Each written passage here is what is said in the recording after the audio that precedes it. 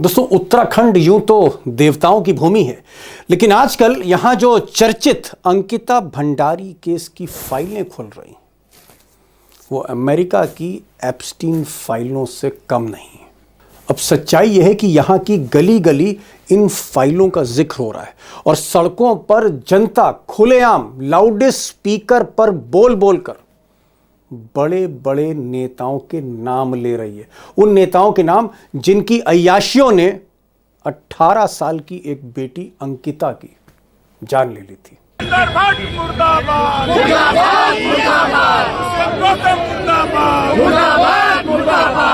अब अंकिता के murder case को लेकर कई वीडियो वायरल हो रहे हैं जिसमें यह दावा किया जा रहा है कि अंकिता जैसी कई लड़कियों को उत्तराखंड के एक रिसोर्ट में बड़े बड़े नेताओं के सामने हर रात पेश किया जाता था। और इसी कड़ी में एक वीडियो और वायरल हुआ है जो अभिनेत्री उर्मिला सनावर का है, जो सहारनपुर की रहने वाली हैं, और उनके वीडियो में जो खुलासा हुआ है उसने सच में उत्तराखंड में आग लगाती है। तब तो वो बोल गए थे दुष्यंत के नाम के, तभी तो उसने बुलडोजर चलवाया था इसके खिलाफ आर्टिकल ने। किसके खिलाफ? रिजॉर्ट में बुलडोजर किसके खिलाफ चलवाया था? दुष्यंत के। अब उर्मिला सनावर का ये जो वीडियो है जिसमें उनकी और उनके पति की बातचीत है, जो बीजेपी के विधायक थे, जिसमें कई बड़े नेताओं के नाम उर्मिला ने लिए हैं और उन्होंने खुलासा किया है कि ये बीजेपी के नेता उस रिसोर्ट में जाते थे जहां अंकिता रिसेप्शनिस्ट थी। कई लड़कियों को पेश किया जाता था और अंकिता को भी एक वीआईपी नेता के सामने पेश किया जाना था। जब अंकिता ने मना किया तो बाद में उसके साथ दुष्कर्म हुआ और उसकी जान ले ली गई। अब ये वीडियो आग की तरह जब फैला तो पुलिस उर्मिला को ढूंढने लगी और उर्मिला घर से भाग निकली। उर्मिला फिलहाल फरार हैं, गुम हैं, और गुम रहते हुए भागते भागते उन्होंने एक और वीडियो बनाया और अपलोड कर दिया। इस वीडियो में उर्मिला ने कहा है कि जब से उन्होंने ये खुलासा किया है, बीजेपी के नेताओं के नाम लिए हैं, तब से पुलिस उनके जान के पीछे पड़ी हुई है और अगर वो पकड़ी जाती हैं तो उनका एनकाउंटर तक हो सकता है। पुलिस मुझे मरवाने के लिए घूम रही है ताकि गिरफ्तार करके हमें मरवा दे। उत्तराखंड की जनता जाग जाओ, जाग जाओ। जब हमने परसों वीडियो वायरल कर दी थी कि पुलिस जाग जाएगी, उत्तराखंड सरकार जाग जाएगी, हम आ जाएंगे। अब उर्मिला सनावर, जिनकी पुलिस तलाश कर रही है, उन्होंने अपने वीडियो में एक बीजेपी लीडर की तरफ इशारा किया था, बड़े लीडर की तरफ इशारा किया था जो मोदी और अमित शाह के भी करीबी हैं, और कहा था कि भाई उस नेता का नाम उन्होंने गट्टू का, कि गट्टू के नाम से वो नेता जाना जाता है और ये वही नेता है जो उस रिसोर्ट में जाता था और जहां अंकिता को उसके सामने पेश किया जाना था। अब ये उनकी बात है, इस पर मेरे पास कोई बहुत कन्फर्मेशन नहीं है। ये उर्मिला का आरोप है और इस आरोप के बाद विपक्ष ने बाकायदा कुछ नेताओं के नाम लेने शुरू कर दिए।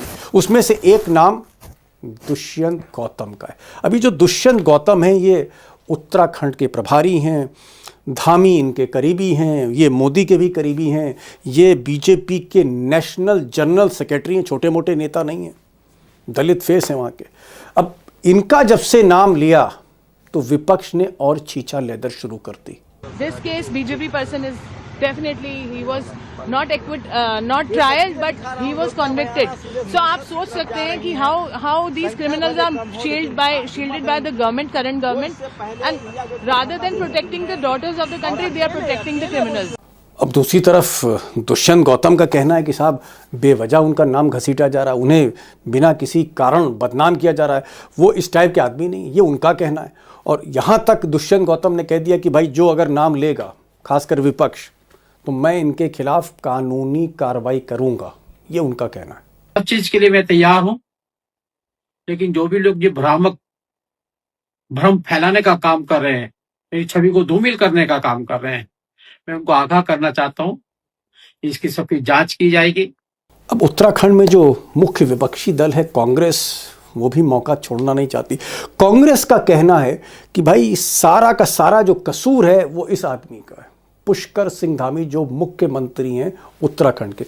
अगर पुष्कर सिंह धामी ने गहराई से छानबीन करा दी होती, गहराई से जांच कराई होती, और जो नए सबूत आ रहे हैं, जो नए वीडियो वायरल हो रहे हैं, जो बीजेपी के बड़े नेताओं के नाम आ रहे हैं, अगर सच्चाई से गहराई से जांच कराई होती, इन नेताओं के फोन के रिकॉर्ड निकलवाए होते, तो बहुत कुछ सामने आ गया होता। लेकिन धामी ने सच की जगह पर्दा डाला है, क्योंकि कई बीजेपी के बड़े नेता, उनके खुद वो चेले, उनकी वजह से उनकी कुर्सी बची हुई है।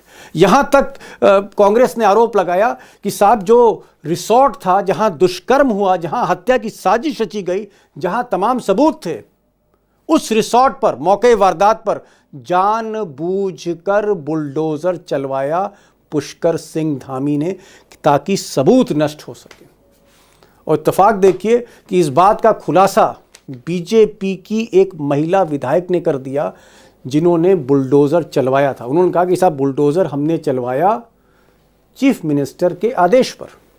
को न्याय चाहिए, और जिस तरह से उस अंकिता भंडारी के साथ इस रिसोर्ट में, अवैध रिसोर्ट में वो घटना घटी गई है, उसको मैंने कहा तुरंत गिराने के लिए उसको यहाँ पे बुलडोजर चलाया जाए, ताकि यहाँ से दोबारा से जो आगे भी कोई इस तरह की कृत्य करने की सोचेगा, इस तरह गुनाह करने का सोचेगा, 100 बार सोचेगा कि हमें ऐसा करने से क्या मिलेगा। और माननीय मुख्यमंत्री जी का सबसे ज्यादा मैं माननीय मुख्यमंत्री का देती हूँ, जिन्होंने तुरंत संज्ञान में लिया, इसके आदेश ध्वस्त करने के आदेश दिए। अब दोस्तों, उत्तराखंड में आग लगे और नरेंद्र मोदी तक उसकी आंच ना पहुंचे। अब कहा जा रहा है कि भाई नरेंद्र मोदी काफ़ी डिस्टर्ब हैं, क्योंकि ये सच्चाई है कि नरेंद्र मोदी का लगाव रहा है उत्तराखंड में, और उत्तराखंड में लगातार जो बीजेपी की सरकार चल रही है, ऐसा लोग कहते हैं कि बीजेपी की तरफ से मोदी खुद मॉनिटर करते हैं, और ज़रा सी कोई गड़बड़ होती है तो ताश के पत्ते की तरह मुख्यमंत्री भी बदल देते हैं। कई मुख्यमंत्री बदले हैं मोदी ने। आजकल ऐसा कहा जा रहा है कि नरेंद्र मोदी का प्राइम मिनिस्टर ऑफिस इस पूरे मामले की जांच करा रहा, मॉनिटर कर रहा है। और ऐसा कहा जा रहा है कि अगले साल जो चुनाव होना है उत्तराखंड में, उत्तर प्रदेश के साथ, ऐसा ना हो जाए कि अंकिता भंडारी की आग के लपटों में बीजेपी का ही खेल हो जाए, बीजेपी का ही खेल हो जाए। तो नरेंद्र मोदी कुछ भी एक्शन ले सकते हैं। कहने वाले ये भी कह रहे हैं कि हो सकता है इस बार धामी की कुर्सी ना चली जाए। अब दोस्तों, जो सबसे बड़ा सवाल है वो ये है कि ये उत्तराखंड की ये जो फाइल है, हॉट फाइल है, इसमें जो नाम दबे पड़े हैं, इसमें जो नाम दर्ज हैं, क्या ये नाम कभी खुलेंगे? ये फाइल खुलेगी? क्या वाकई इस मामले की जांच सीबीआई को दी जाएगी और कोई जज सुप्रीम कोर्ट का है वो इसे मॉनिटर करेगा?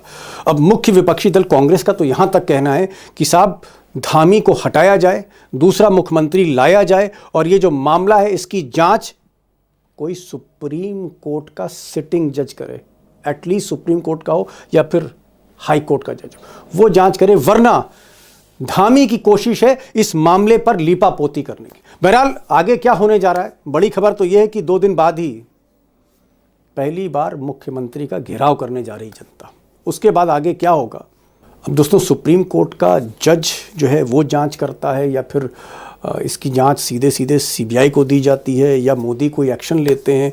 आगे क्या होने जा रहा है इस मामले में? मैंने 2 खास मेहमानों को बुलाया। सुजाता पॉल हैं, जो पहले दिन से इस मामले को आप कह सकते हैं एक्टिविस्ट की तरह इसको लीड कर रही थी, और उन्होंने बहुत से धरने, प्रदर्शन और आंदोलनों को रूपरेखा बनाई है।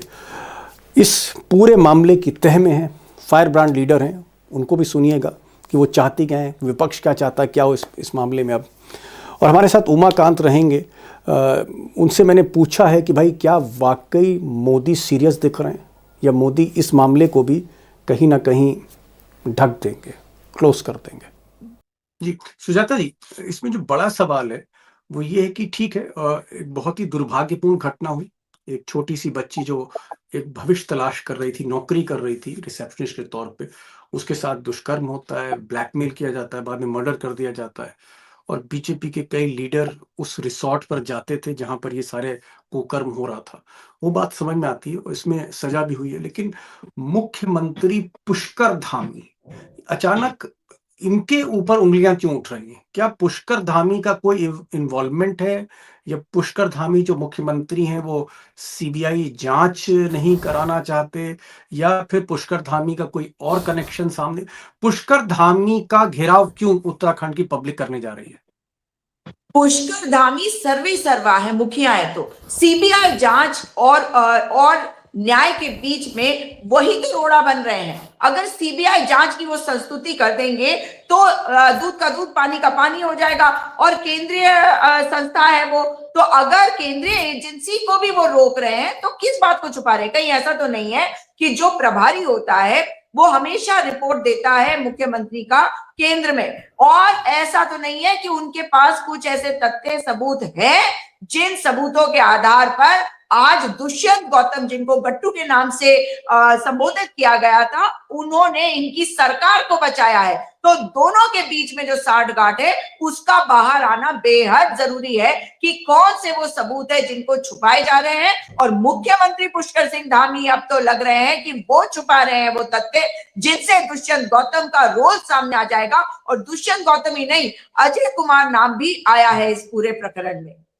ये अजय कुमार कौन है, कुछ इनके बारे में? ये संगठन महामंत्री हैं उत्तराखंड प्रदेश भाजपा के, जिनका बहुत बड़ा रोल होता है। वो हमेशा आरएसएस के व्यक्ति होते हैं, प्रचारक होते हैं, और कहा जा रहा है कि वो वहां मौजूद थे। और ये बात अंकिता भंडारी की माताजी कह चुकी है इससे पहले। तो अजय कुमार का नाम पहले से आ रहा है, अब दोबारा उर्मिला राठौर के ऑडियो में आया है, और साथ ही दुष्यंत गौतम का नाम आया है जो राष्ट्रीय महासचिव है भाजपा के। जी जी जी, एक चीज मैं और जानना चाहूंगा कि आप क्योंकि इस मामले को बहुत भीतर से तहकीकात कर रही हैं, मौके पर हैं, कई आंदोलन आपने लीड किए, ये जो रिसोर्ट था, ये जो लग्जरी रिसोर्ट था उत्तराखंड में, क्या इसमें बीजेपी के लोग, बड़े ब्यूरोक्रेट्स, क्या वीआईपी जाते थे और वहां उनका ये कोई ऐशगाह टाइप का था और लड़कियों का शोषण होता था?